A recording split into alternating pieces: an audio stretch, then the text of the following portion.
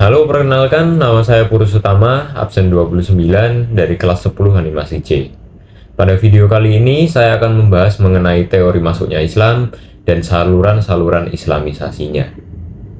Baiklah, yang pertama adalah teori Gujarat. Untuk teori Gujarat ini dicetuskan oleh Snokghur Gronch. Untuk alasannya didasarkan pada batu nisan makam Maulana Malik Ibrahim di Gresik, Jawa Timur, dan batu nisan makam Sultan Malik Al-Saleh di Samudra Pasai, Aceh, yang memiliki bentuk yang sama dengan batu nisan yang terdapat di Kambai, Gujarat. Kemudian yang kedua adalah teori Arab. Penyetusnya adalah Buya Hamka J.C. van Leer. Alasannya adalah dengan ditemukannya bukti yang diajukan Hamka berupa naskah kuno dari Cina yang menyebutkan bahwa sekelompok bangsa Arab telah bermukim di kawasan pantai barat Sumatera pada 625 Masehi. Di kawasan yang pernah dikuasai kerajaan Sriwijaya itu juga ditemukan nisan kuno bertuliskan nama Syekh Rukunuddin, wafat pada tahun 672 Masehi. Kemudian yang ketiga adalah teori Persia. Teori Persia dicetuskan oleh Husein Jayaningrat, Husein Jayadiningrat. Untuk alasannya yaitu Islam masuk ke Indonesia berasal dari Persia atau Iran sekarang. Pendapat ini didasarkan pada kesamaan budaya dan tradisi yang berkembang antara masyarakat Parsi dan Indonesia, antara lain tradisi Tabot. Yang keempat adalah teori Cina. Teori ini dicetuskan oleh Slamet Mulyana Sumanto Al-Qurtubi. Alasannya, yang pertama ada perpindahan orang-orang Muslim Cina dari Kanton ke Asia Tenggara, khususnya Palembang pada tahun 879 Masehi. Kemudian, terdapat masjid tua berarsitektur Cina di tanah Jawa. Yang terakhir, raja pertama Demak yang merupakan keturunan Cina, yaitu Raden Patah. Baiklah, untuk teori yang paling masuk akal, menurut saya adalah teori Arab.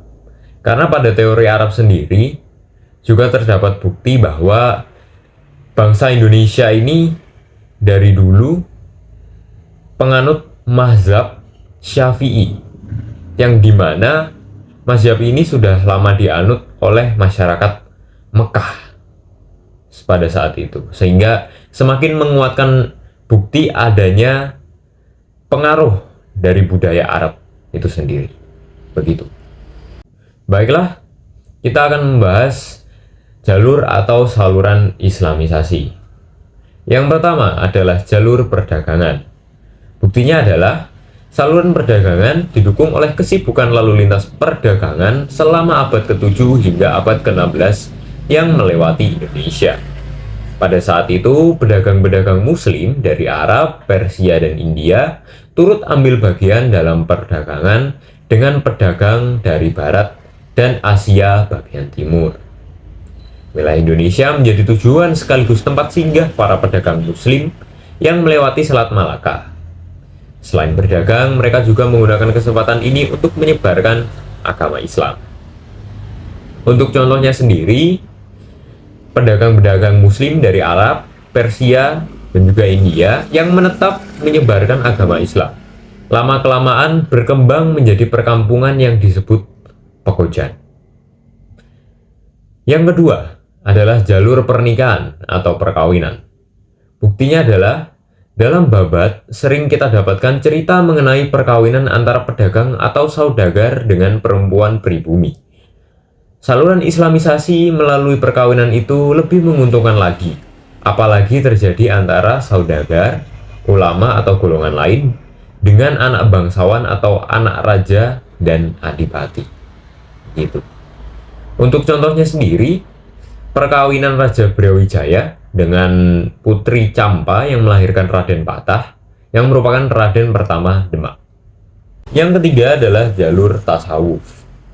Bukti dari jalur tasawuf ini adalah Ditemukannya ajaran tasawuf pada cerita babat dan hikayat antara abad ke-13 hingga 18 Masehi. Ajaran ini mudah berkembang karena ajaran agama Islam melalui tasawuf disesuaikan dengan pola pikir masyarakat yang masih berorientasi agama Hindu. Untuk contohnya sendiri, di sini ada babat Tanah Jawi, babat Kartasuran, babat Banten.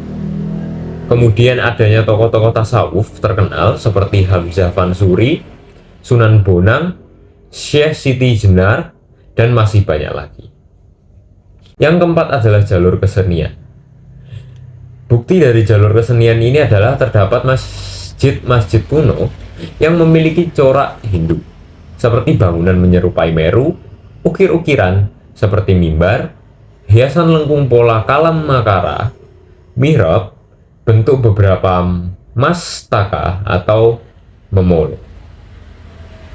Jadi pada dasarnya masjid yang dibangun masih memiliki corak atau disesuaikan dengan budaya masyarakat pada saat itu, supaya lebih mudah menjangkau. Untuk contohnya sendiri, ada sekaten, ada dedewan atau debus, serat, dewa ruci, bebeksan, dan juga primbon-primbon. Baiklah, yang kelima adalah jalur politik. Bukti dari jalur politik ini adalah pada masyarakat di Maluku, Sulawesi, dan juga Jawa masuk Islam setelah para rajanya memeluk Islam terlebih dahulu. Contohnya, di Maluku dan di Sulawesi kebanyakan masyarakat masuk Islam setelah para rajanya memeluk Islam terlebih dahulu. Untuk di Jawa, ada Raden Patah yang berguru pada Wali Songo, kemudian masuk Islam hingga akhirnya mendirikan Kesultanan Demak sebagai kerajaan Islam pertama di Jawa. Baiklah, itu dia kira-kira pembahasan saya mengenai teori masuknya Islam dan juga saluran islamisasinya. Sekian, terima kasih.